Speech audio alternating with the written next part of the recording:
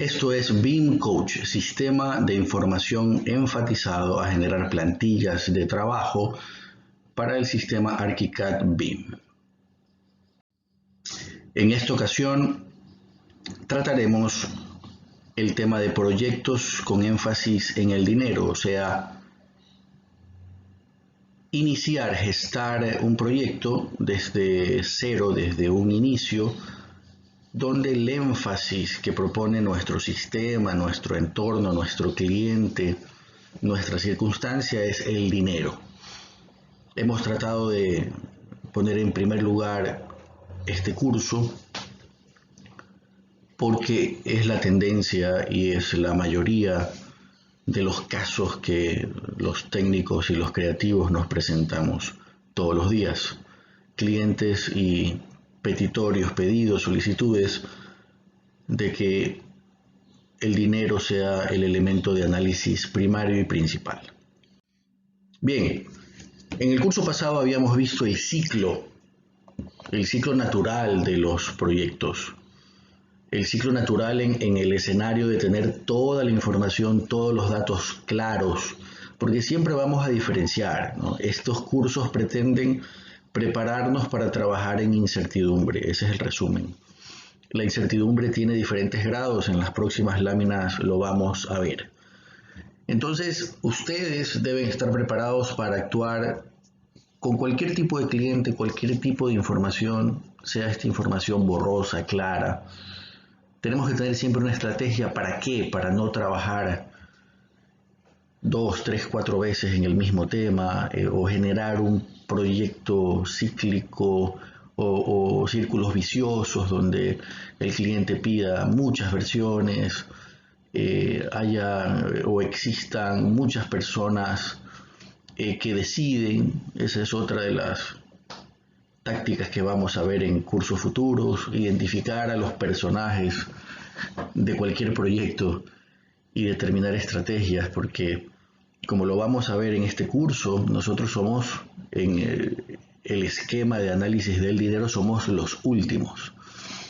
Existe un proceso bien arduo previo donde nosotros somos los últimos. Entonces, si el sistema nace con fallas desde un inicio con este esquema de análisis primario, nuestro trabajo será tortuoso. Si el esquema es no un círculo vicioso, sino un círculo virtuoso, nuestro trabajo será muy rápido, muy efectivo y muy claro. Bueno, habíamos visto en el curso pasado que cualquier proyecto pregona el ahorro del dinero basado en muchos factores. Lo vamos a ver también en este curso. Pero el trabajo humano es lo que se pretende organizar. El costo fijo de las empresas en gran medida es el costo humano, el esfuerzo, el buen vivir, el buen lugar para trabajar, el confort, el disfrutar con la familia depende del trabajo humano. Entonces, en la mayoría de sistemas se pretende organizar las cosas para que no se generen sistemas caóticos y los intervinientes en uno o más proyectos tengan una vida tranquila. La mayoría de nosotros somos arquitectos, somos técnicos, dormimos poco, en gran parte por el desorden de otros. Eso está claro. No pretendo echarle la culpa a nadie, pero es la realidad. Los técnicos y los creativos y los diseñadores dormimos muy poco. Bien, entonces hablamos de que ese trabajo humano depende del dinero, como es lógico. Vamos a analizar el dinero en este curso. Depende de los plazos, de los tiempos, depende de la calidad y de la innovación, ¿no? Esta innovación es un tema flotante, hay veces que se puede aplicar sistemas de innovación, existen otras oportunidades que no, porque al no tener claro este círculo de generación de proyectos, la innovación es simplemente un discurso. No existe innovación sin calidad, no existe innovación sin dato, como ya vimos en el curso pasado. Entonces, bien, comencemos. Hicimos un pequeño repaso de la clase pasada, comencemos. La época actual, según los estudiosos del tema, vivimos en una época llamada VUCA. Es un acrónimo que los estudiosos de emprendimientos y sistemas de gestión han generado para explicar. ¿Qué significa VUCA?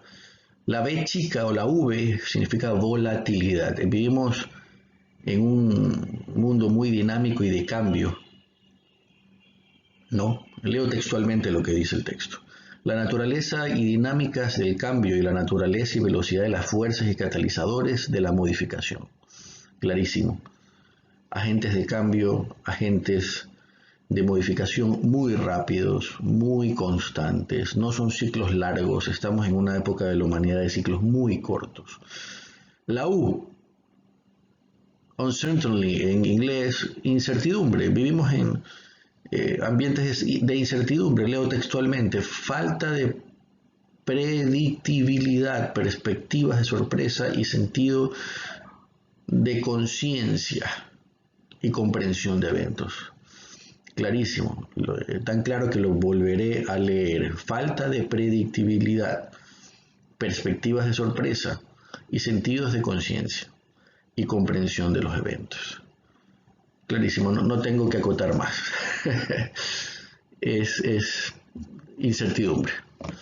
Complejidad, multiplicidad de fuerzas, mezcolanza de asuntos, ruptura de causa-efecto y confusión que rodean a la organización. Complejidad es, gran parte de estos cursos están hechos con principios de las ciencias de la complejidad. Entonces, ¿qué es la complejidad? Es una sopa, es un conjunto de entremezcolanzas de todo, con lo cual tenemos que afrontar y vivir todos los días. Ambigüedad, la distorsión de la realidad, potencial para malentendidos y los significados diferentes de las condiciones, confusión de causa-efecto.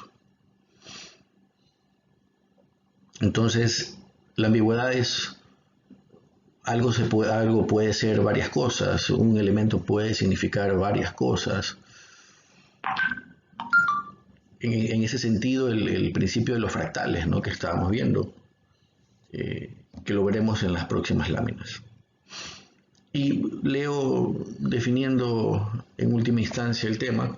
Se debe de definir la situación actual de cada empresa o actividad económica para dar el próximo paso y llevar a cabo las acciones necesarias para retomar la productividad.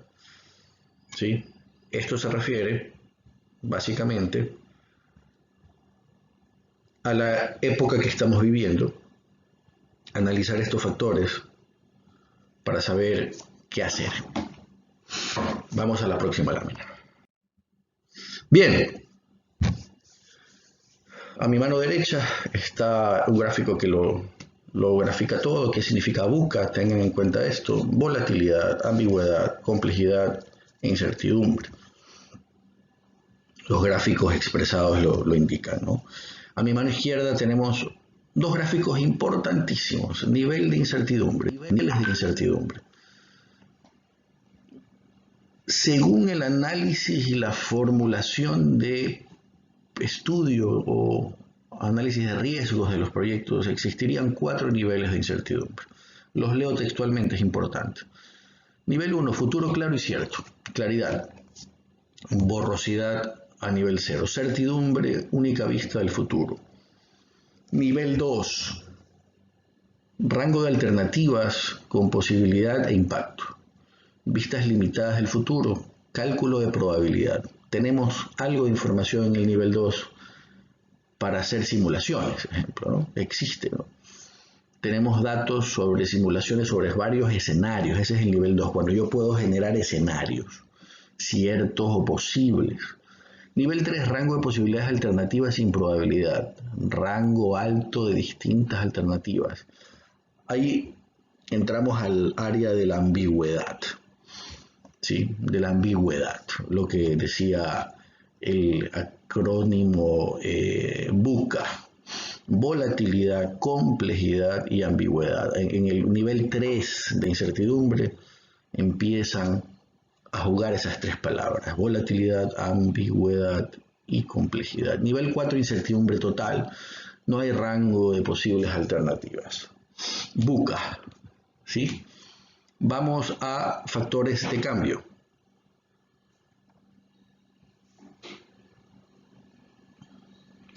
Bien, los factores de cambio son los causales posibles de cambio dentro de cualquier esquema. Tenemos cambios políticos, económicos, psicológicos, internacionales, legales, competitivos, culturales, técnicos, científicos, sociales. Son los más comunes en los cambios del entorno. Siempre es necesario tener este checklist de palabras. ¿Para qué? Para identificar sistemas, identificar clientes, identificar procesos que vayamos a emprender. Es importantísimo que ustedes tengan estas simbologías para, una vez iniciado un sistema, saber en qué sistema están, qué hay que pulir y ustedes sean agentes de cambio. Los diseñadores y los técnicos, repito, siempre entramos en la parte última del proceso. Pero gracias al BIM y al ArchiCAD, los técnicos y los diseñadores podemos entrar desde el inicio de los proyectos y sabemos toda esta información. Y nos convertimos en verdaderos guías, en verdaderos coaches de un proceso donde nosotros vamos a crear, vamos a edificar, vamos a concebir, vamos a gestar. ¿Por qué gestar cosas que han creado o han conceptualizado otros? El motivo de estos cursos es que nosotros entremos desde el inicio de los procesos. Pues bien, hemos llegado a la etapa puramente de análisis financiero económico. Vamos a proceder a describir un sistema que hemos creado basado en análisis de proyectos de concesiones que siempre tienen un grado de incertidumbre bien alto, ¿no? Entonces hemos usado este esquema, no es ningún invento nuestro, es la adaptación de este esquema de concesiones que usualmente son a 10, 15, 20 años y hay que hacer un estudio bien pulido del futuro desde el presente. Entonces es bien interesante. Para no volverlo aburrido hemos usado un símil basado en el fútbol.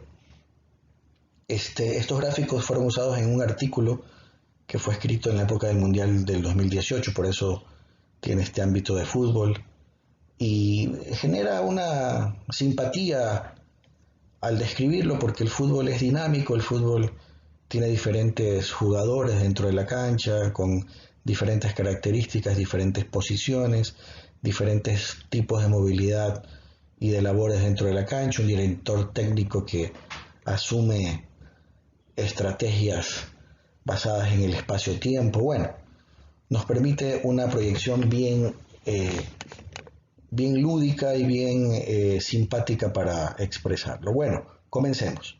A mi mano izquierda está el gráfico que describe todo el proceso que tiene que ver con la gestación de un proyecto, ¿no? Son 15 actividades, así como en la cancha hay 11 jugadores de cada lado, hay 22 jugadores en cualquier partido de fútbol profesional. Aquí hay 15 actividades en esta cancha. 15 actividades de un lado y 15 de... Si esto fuera un partido de fútbol económico-financiero, hubiesen en cada partido 30 jugadores, porque en vez de 11 vamos a usar 15 actividades. Hay 3 zonas de la cancha, 3 fases principales que se desarrollan secuencialmente. A mi mano izquierda hay una secuencia lógica de las actividades y a mi mano derecha hemos hecho un símil con el fútbol en su característica principal en defensa, mediocampo y delantera. Pero el esquema propuesto de 15 actividades se basa en 3 fases principales: investigación, análisis y desarrollo. Investigación, análisis y desarrollo. La investigación tiene 5 actividades dentro de nuestro esquema, del número 1 al número 5. El análisis tiene 5 actividades más, desde la 6 hasta la 10. Y el desarrollo también tiene 5 actividades, desde la 11 hasta la 15. Bueno, iremos nombrando una por una. Lo importante son los vínculos. Así como el mediocampo está unido con la delantera y con la defensa, también hay vínculos dentro de las actividades muy simpáticos para su análisis y muy ilustrativos en la mecánica de comportamiento de los negocios y desde su gestación. Entonces vamos a analizar desde la investigación. El punto uno, identificación de la demanda. ¿Qué es la investigación de la demanda? ¿Qué es la identificación de la demanda? Es tener una necesidad o crear una necesidad existente en el mercado, cautiva o de innovación o modificación u optimización. Esto es la génesis de todo, esto es el principio de todo. Sin demanda no hay producto. La demanda es como la semilla del árbol, entonces es donde parte todo. Digamos que yo lo calificaría como lo más importante de este proceso. De estas 15 actividades, démosle a la número 1 una importancia principal. Vamos a la 2, el análisis sistémico del mercado o de sistema de mercado, análisis de sistémica de mercado. Esto tiene que ver con el reconocimiento de la cancha. Si le hacemos un símil con el fútbol, es reconocer el mercado con su funcionamiento natural, ¿sí? Si queremos influenciar en el mercado o ayudar al mercado o modificar el mercado con nuestra inteligencia por medio de un producto innovador, ejemplo, o bajarle el precio a nuestros productos para abarcar más ventas, tenemos que saber cómo funciona ese mercado.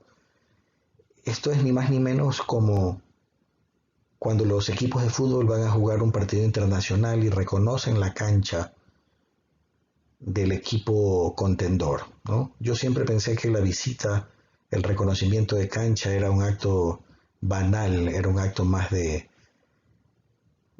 prensa, de marketing, pero no, me di cuenta después que en ese reconocimiento se toma en cuenta el rebote de la pelota, la altura del césped, las imperfecciones de la cancha, hasta las dimensiones. En el fútbol las dimensiones son de diferentes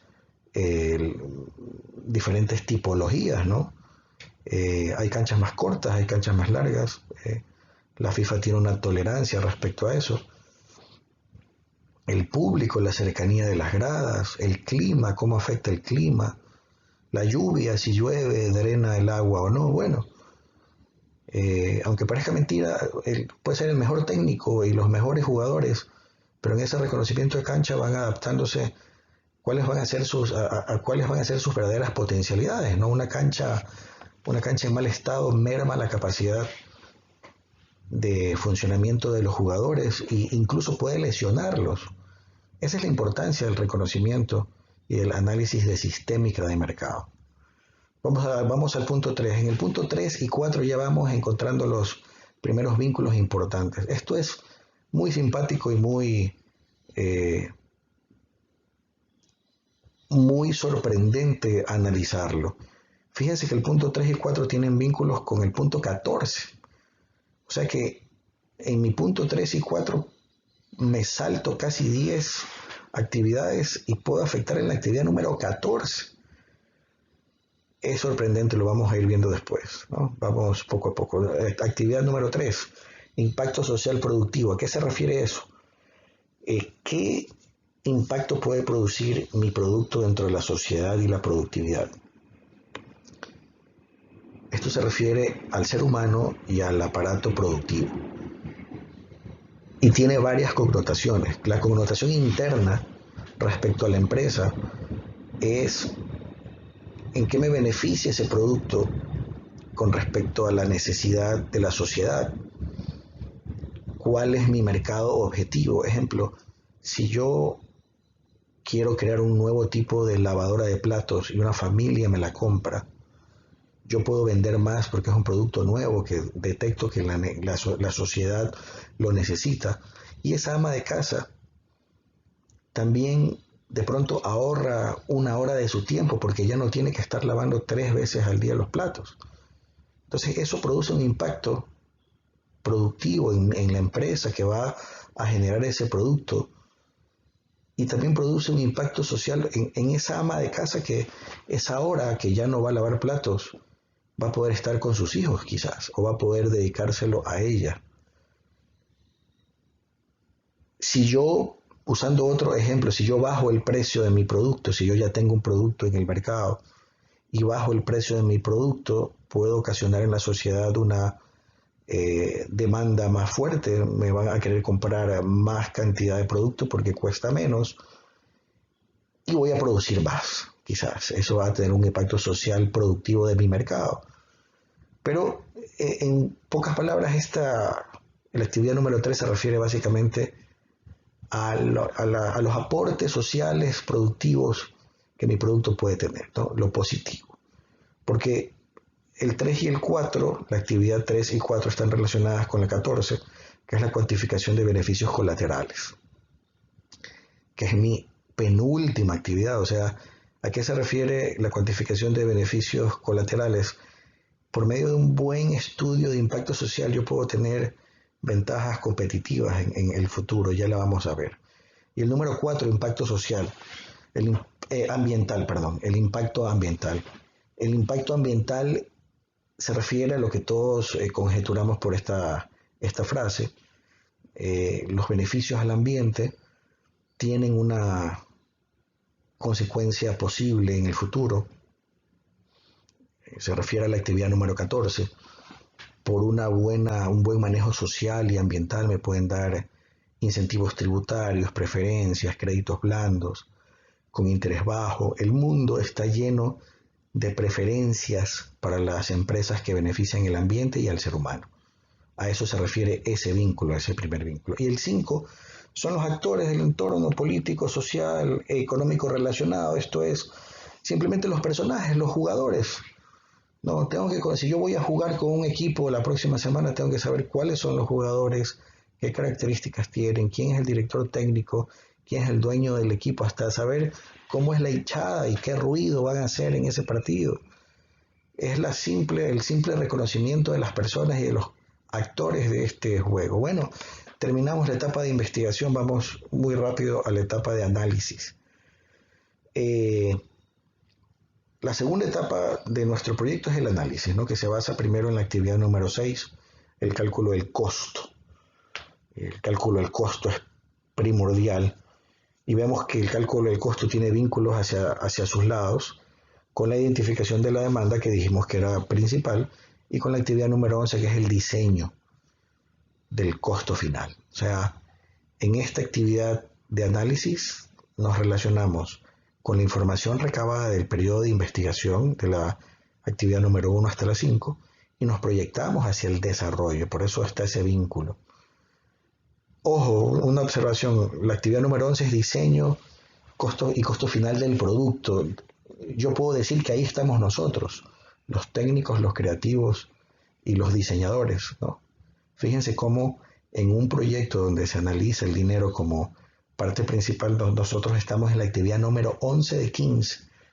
O sea que es importantísimo que ustedes conozcan cómo funciona este tipo de análisis para saber si la información que les está llegando en la actividad número 11 sirve para que ustedes puedan desarrollar un buen producto.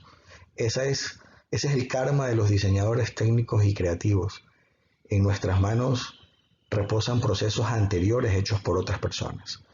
Este curso pretende validar esa información para que en el momento que la reciban, ustedes poder catalogar y aceptar o mejorar esa información.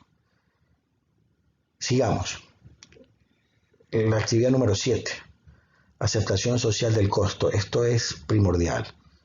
No podemos crear un producto y darle un costo si no sabemos cuánto está dispuesto a pagar el hombre de la calle por ese producto o el consumidor de alta gama quizás, depende a qué mercado queremos actuar. Pero ustedes pueden tener el mejor producto, el producto más barato para ustedes, pero si alguien no se los quiere pagar, no lo van a vender. Entonces esto es clave para la ingeniería de costos. Número 8, costumbres de uso. ¿Sí? Las costumbres de uso no son simplemente cómo usamos las cosas. Porque ustedes pueden generar un proyecto innovador, pero la gente no está acostumbrada a usar ese artefacto y esto generará un tiempo a calcular hasta que le enseñemos al mercado, a la gente, cómo usar nuestro producto. Otra cosa es que nos enmarquemos en un producto donde la gente ya tiene una costumbre de uso. Esto es primordial. El número 9, tenemos dos vínculos también, esto es interesante, la frecuencia de uso. La frecuencia de uso tiene que ver con la velocidad del dinero, por lo tanto está relacionado con la actividad número 15, que ya es la estructuración final de nuestro producto. Y está relacionado con la actividad número 10, que es la identificación de interferencias. Repito, el número 9, la frecuencia de uso, tiene vínculos con la actividad 15, que ya es la estructuración final de nuestro producto, y con la actividad número 10, la identificación de interferencias. Está clarísimo. Esta es la etapa de análisis. Por medio de la frecuencia del uso puedo saber los periodos de compra, los ciclos de compra o de adquisición de nuestro producto o servicio, y también podemos ver cuáles son las interferencias. Todo esto afecta directamente hacia la estructuración final. Qué importante el vínculo que hemos desarrollado. Otro vínculo importante en esta etapa de análisis, el número 7, la aceptación social del costo, tiene un vínculo con el número 12, que es el desarrollo técnico de estrategias, y con el 13, que es el desarrollo económico financiero. Fíjense cómo el análisis de la aceptación social de un producto interfiere en la estrategia. O sea, este es el aspecto, si lo utilizamos en el fútbol, con la cual el director técnico elabora su estrategia para los partidos. ¿Sí? Es importantísimo. Es como los delanteros. ¿Sí? Por los delanteros se planifica una defensa. ¿Sí? Por los delanteros se planifica un mediocampo. Entonces los delanteros en el fútbol son un elemento a tomar en cuenta, ¿no? Hay equipos que juegan con delanteros malos pero meten goles. A veces los defensas meten goles, a veces hasta los arqueros cobran penales y tiros libres. Entonces, digamos que la aceptación social del costo determina la estrategia y el desarrollo económico financiero en tiempo. Porque no olvidemos que en esta etapa de análisis, después de la aceptación social del costo, viene el número 8, que son las costumbres de uso, y el número 9, la frecuencia de uso. Todos estos tres puntos tienen que ver con el dinero. O sea, aquí ya estamos analizando, estamos cocinando nuestra investigación previa, encaminándola hacia el dinero. Y vamos hacia la última etapa, que es el desarrollo. Ahí entramos nosotros, actividad número 11. Diseño, costo final y producto. Clarísimo, no hace falta explicarlo, nosotros estamos relacionados diariamente con eso. El número 12, desarrollo de técnico de estrategias, ya lo vimos con sus vínculos con el número 7 y con el número 13, desarrollo económico financiero. Como su nombre lo dice, ya son los números en sí de las simulaciones, por eso es tan importante el BIM. El BIM es un archivo tridimensional con muchas interfaces que nos permite todos estos aspectos que estamos analizando, ponerlos en un formato de carácter visual, ¿no? Estamos claros las connotaciones espacio-tiempo que tiene este esquema, y estamos claros que el sistema BIM y el programa ArchiCAD permiten una elaboración muy pulida de este tipo de esquemas, ¿no? Nosotros estamos en la actividad número 11, pero el objetivo de este curso es que estemos desde la número 1. Así que seamos diseñadores con criterio económico para que nos convoquen desde la actividad número 1. Porque donde el diseñador está en la actividad número 1, el proyecto se potencia más y pueden simularse muchos más escenarios, que es lo que el dinero quiere. El dinero quiere simular riesgos, quiere hacer escenarios posibles para eliminar la incertidumbre, que es lo que hemos visto, ¿no? Los escenarios actuales VUCA. Entonces, el número 14, cuantificación de beneficios colaterales, ya lo vimos cuando se relaciona con el número 3 y 4. Y el último, cuantificación de riesgos, parámetros financieros de análisis de conveniencia, sostenibilidad fiscal. Eso ya es el proyecto en sí, con todas las instancias, simulaciones, escenarios posibles. Hemos terminado de describir el esquema total y vamos a proceder a hacer este juego con el símil en la cancha de estas actividades con las zonas de un partido de fútbol, que son la defensa, el medio campo y la delantera. Empecemos con la defensa. El arquero es la identificación de demandas. Sí, identificamos mal la demanda, es como no tener arquero. Podemos tener los mejores delanteros, el mejor mediocampo, pero sin delantero, sin arquero no hay nada, nos van a golear siempre. Entonces, es lo que les decía al inicio, la identificación de demanda es la semilla, es también nuestro arquero, quien nos protege. Si hemos hecho un buen estudio, ese buen estudio nos protege del fracaso, nos blinda, nos tapa los goles que nos quieren hacer la competencia, los goles que nos quieren hacer las circunstancias políticas, la pandemia. Si hacemos un buen análisis de demanda, podemos proyectarnos por medio de este esquema que acabo de describir hacia todas las simulaciones posibles, y el BIM permite eso. ¿Quiénes son nuestros defensas laterales? El análisis de eficiencia sistémica, la cancha, reconocer a los actores. Y el número 5 son los laterales, los actores del entorno político, legal. ¿Cuáles son nuestros defensas laterales, que son rápidos, dinámicos, cambiantes? La cancha y sus jugadores, reconocerlos. Si nosotros conocemos bien el mercado, cómo funciona, y sus actores, podemos iniciar procesos de solidaridad, procesos de colaboratividad, que en crisis son los que salvan las empresas, ¿sí? Entonces, lejos de un buen arquero, que es la identificación de la demanda, el análisis de eficiencia sistémica y los actores y entorno político, legal, social y económico relacionado, que son el símil de conocer cómo funciona, cómo es la cancha y cómo son los jugadores contrarios. Eso, digamos, que es como defensas laterales. Los defensas laterales hay veces que suben a la delantera y meten goles, ¿no? Ese es el mismo símil. Esa información nos puede permitir hacer goles más rápido y permitir a nuestro director técnico hacer estrategias mucho más de avanzada y mucho más rápidas. ¿Cuáles son nuestros defensas centrales? El impacto social productivo y el impacto ambiental, ya vimos, ¿no? Si somos amigables con el ambiente y con los seres humanos, y aparte tenemos un análisis de eficiencia sistémica y conocemos a los actores, todos van a querernos. El mercado va a querernos. Esa es nuestra mejor defensa. En la vida, la mejor defensa no son las armas que tengamos, sino la simpatía, la empatía que podemos tener con las personas, en el buen sentido. Y el impacto social y ambiental son nuestros ejes centrales para poder tener una armonía con nuestro entorno. Y el conocer la cancha y a los jugadores son nuestros defensas móviles, nuestros defensas rápidos.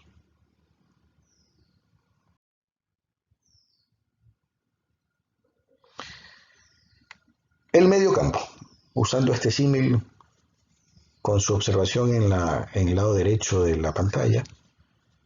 El mediocampo también tiene muchas particularidades. ¿Quién es nuestro mediocampista central? Empecemos por el 7 y el 6. Son dos actividades en una: el cálculo de costo y la aceptación social del costo. Eso es lo principal.